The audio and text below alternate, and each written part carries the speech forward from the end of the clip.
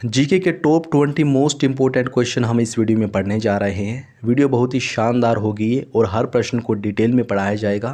बहुत सारे प्रश्न ऐसे हैं जो किसी न किसी एग्ज़ाम में पूछे गए हैं और आपके एग्ज़ाम में भी यहाँ से ज़रूर एक ना एक प्रश्न बनेगा। तो प्लीज़ आप इस वीडियो को पूरा ज़रूर देखें। चलिए शुरू करते हैं। पहला प्रश्न है, निम्नलिखित में से कौन सा बैंक मुख्यतः लघु उद्योगों के संबंध में कार्य करता है? इसका सही जवाब है ऑप्शन ए सिडबी। याद रखें, सिडबी बैंक लघु उद्योगों के लिए काम करता है। सिडबी का पूरा नाम है small industrial development bank of India. इसके नाम में ही स्मॉल इंडस्ट्रियल डेवलपमेंट है, यानी कि इसकी स्थापना स्मॉल इंडस्ट्रियल के डेवलपमेंट के लिए की गई है। इसकी स्थापना की गई थी 2 अप्रैल 1990 को और इसका मुख्यालय है लखनऊ में। वर्तमान में सिडबी के अध्यक्ष कौन हैं? श्री एस रमन। आरबीआई की बात करें तो आरबीआई की स्थापना की गई थी एक्ट 1934 के तहत 1 अप्रैल 1935 में। 1 जनवरी 1949 को इसका राष्ट्रीयकरण किया गया था और आरबीआई के 25वें गवर्नर कौन है? शक्तिकांत दास।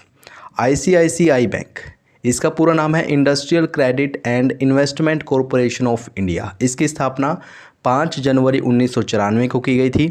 नाबार्ड की बात करें तो इसकी स्थापना की गई थी 12 जुलाई 1982 को और इसका पूरा नाम है national bank of agriculture and rural development. NABARD का मुख्यालय है मुंबई में और इसके अध्यक्ष हैं डॉक्टर गोविंद राजुलू चिंतला। इतनी बातें हमें पहले प्रश्न से याद रखनी है। आइए बढ़ते हैं नेक्स्ट क्वेश्चन की ओर। अगला प्रश्न है, मौलिक अधिकारों का निलंबन कौन कर सकता है? इसका सही जवाब है ऑप्शन सी राष्ट्रपति। याद रखें, मौलिक अधिकारों का निलंबन राष्ट्रपति कर सकता है। देखिए, राष्ट्रपति मौलिक अधिकारों का निलंबन मंत्रिपरिषद की सलाह पर करेगा। कब? जब देश में राष्ट्रीय आपातकाल लगा हो। जब देश में अनुच्छेद 356 अर्थात राष्ट्रीय आपातकाल लगा हो तभी राष्ट्रपति मौलिक अधिकारों का निलंबन कर सकता है। लेकिन अनुच्छेद 20 और 21 के तहत जो मौलिक अधिकार दिए गए हैं उनका निलंबन नहीं कर सकता। अनुच्छेद 20 क्या कहता है? अपराध के लिए सजा के संबंध में संरक्षक, ये अनुच्छेद 20 में दिया गया है और अनुच्छेद 21 में प्राण एवं दैहिक स्वतंत्रता का अधिकार दिया गया है। इन दो मौलिक अधिकारों को निलंबित नहीं किया जा सकता, बाकी सभी को किया जा सकता है। तो यहाँ से इतनी बातें याद रखनी है। नेक्स्ट क्वेश्चन है, अष्टप्रधान मंत्री परिषद किस शासक के शासनकाल में थी? इसका सही जवाब है ऑप्शन सी शिवाजी। अष्टप्रधान मंत्री परिषद ये किन की थी? शिवाजी की थी। शिवाजी के अष्टप्रधान परिषद में से 3 मंत्रियों को ज़रूर याद रखें। पेशवा जो कि प्रधानमंत्री था, अमात्य आय और व्यय का ब्यौरा रखने वाला था और सुमंत विदेशी मंत्री था। एक बार फिर से देखें, पेशवा कौन था? प्रधानमंत्री, अमात्य आय और व्यय का ब्यौरा रखने वाला और सुमंत था विदेश मंत्री। इन तीनों मंत्रियों के बारे में बार बार प्रश्न पूछे जाते हैं, तो आप इनके बारे में ज़रूर याद रखें। याद रखें, अष्टप्रधान मंत्री परिषद ये किनके शासनकाल में थी? शिवाजी के शासनकाल में। नेक्स्ट क्वेश्चन है, 8 मई को किस रूप में मनाया जाता है? इसका सही जवाब है ऑप्शन डी विश्व रेड क्रॉस दिवस। विश्व रेड क्रॉस दिवस कब मनाया जाता है? 8 मई को। अच्छा, विश्व रेड क्रॉस संस्था की स्थापना किसने की थी? जीन हेनरी ड्यूनेंट्स ने। और जीन हेनरी ड्यूनेंट को ही शांति का पहला नोबेल पुरस्कार दिया गया था। ठीक है। विश्व मानक दिवस की बात करें तो ये 14 अक्टूबर को मनाया जाता है। राष्ट्रमंडल दिवस ये 24 मई को मनाया जाता है और विश्व दूरसंचार दिवस ये मनाया जाता है 17 मई को। नेक्स्ट क्वेश्चन की ओर बढ़ते हैं। प्रश्न है, स्वतंत्र भारत के राष्ट्रीय ध्वज का डिज़ाइन निम्नलिखित में से किसने बनाया था? काफ़ी ज़्यादा इंपॉर्टेंट क्वेश्चन है ये, आरआरबी 2016 में पूछा गया था और इसका सही जवाब है ऑप्शन डी पिंगली वेंकैया ने। याद रखें, पिंगली वेंकैया ने राष्ट्रीय ध्वज का निर्माण किया था या फिर राष्ट्रीय ध्वज का डिज़ाइन तैयार किया था। अच्छा, राष्ट्रीय ध्वज को अपनाया कब गया था? 22 जुलाई 1947 को। राष्ट्रीय गान और राष्ट्रीय गीत इन दोनों को अपनाया गया था 24 जनवरी 1950 को। आप इन तीनों के बारे में ज़रूर याद रखें। याद रखें, राष्ट्रीय गान और राष्ट्रीय गीत को अपनाया गया था 24 जनवरी 1950 को और राष्ट्रीय ध्वज को अपनाया गया था 22 जुलाई 1947 को और राष्ट्रीय ध्वज का डिज़ाइन किसने बनाया था? पिंगली वेंकैया ने। नेक्स्ट क्वेश्चन है, नोबेल पुरस्कार प्रतिवर्ष कहाँ बांटे जाते हैं? इसका सही जवाब है ऑप्शन बी स्टॉकहोम में। स्टॉकहोम स्वीडन की राजधानी है और यहीं पर नोबेल पुरस्कार दिए जाते हैं एल्फ्रेड नोबेल की याद में, जिन्होंने डायनामाइट की खोज की थी। अच्छा, शांति का नोबेल पुरस्कार कहाँ दिया जाता है? ये दिया जाता है ओस्लो, नॉर्वे में। बाकी सारे के सारे नोबेल पुरस्कार स्टॉकहोम में दिए जाते हैं, लेकिन शांति का नोबेल पुरस्कार ओस्लो में दिया जाता है जो कि नॉर्वे में है। और पहला शांति का नोबेल पुरस्कार किसे दिया गया था? जीन हेनरी ड्यूनेंट ने, जो कि हमने पीछे पढ़ा है। नेक्स्ट क्वेश्चन की ओर बढ़ते हैं। अगला प्रश्न है, संतोष ट्रॉफी का संबंध किस खेल से है? इसका सही जवाब है option C, football.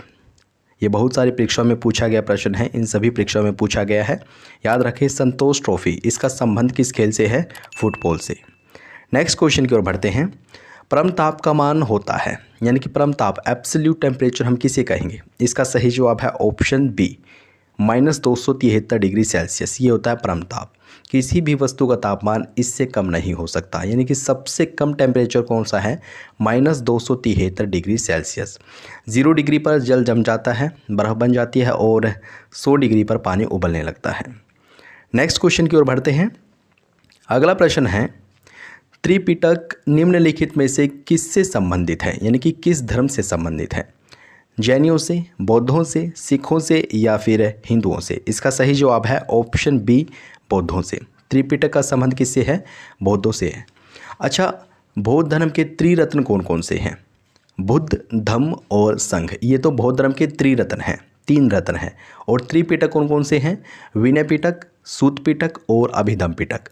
Vinaya Pitaka में भिक्षु संघ के नियम के बारे में बताया गया है, और सूत पिटक में बौद्ध धर्म के सिद्धांतों के बारे में बताया गया है। तो याद रखें, त्रिपिटक का संबंध किस धर्म से है? बौद्ध धर्म से।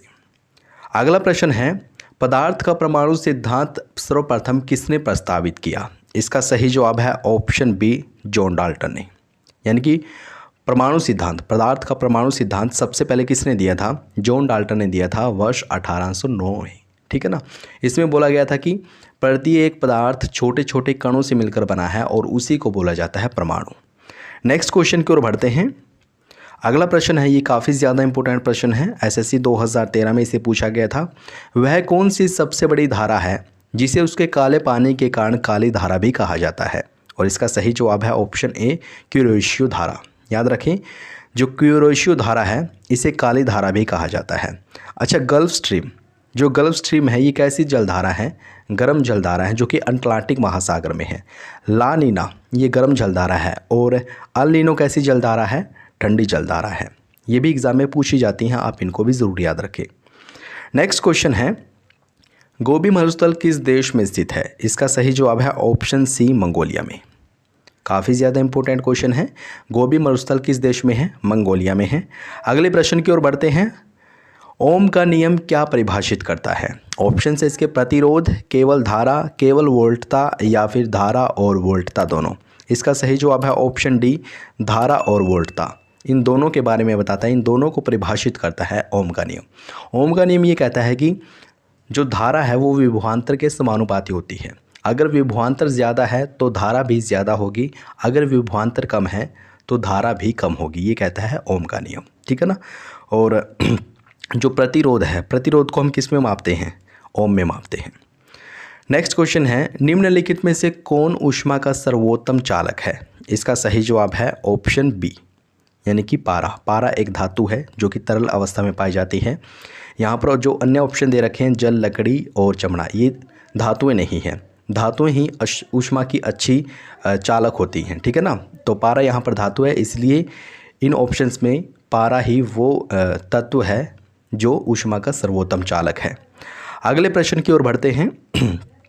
लोहे की सुई पानी की सतह पर किस कारण तैरती रहती है? ये भी काफ़ी ज़्यादा इंपॉर्टेंट क्वेश्चन है, और इसका सही जवाब है ऑप्शन बी, यानी कि पृष्ठ तनाव के कारण। लोहे की सुई पानी पर क्यों तैरती है?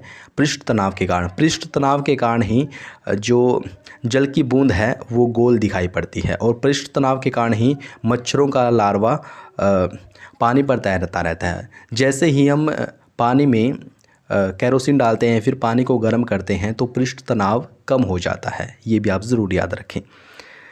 नेक्स्ट क्वेश्चन की ओर बढ़ते हैं। अगला प्रश्न है, भारत में सर्वप्रथम खनिज तेल कुआं कहाँ खोदा गया था?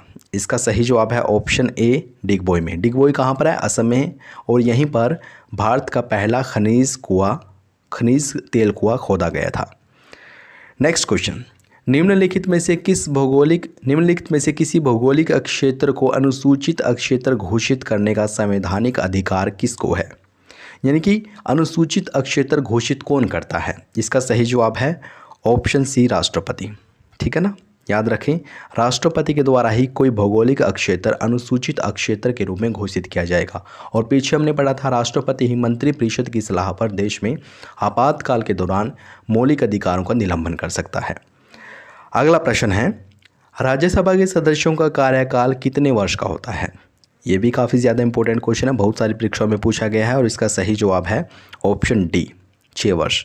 राज्यसभा के सदस्यों का कार्यकाल कितना होता है? 6 वर्ष। और लोकसभा के सदस्यों का कार्यकाल कितना होता है? 5 वर्ष।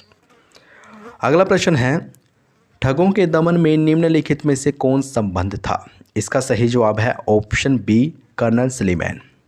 ठगों का दमन किसने किया था या फिर किसके समय में किया गया था? कर्नल सलीमैन के समय में।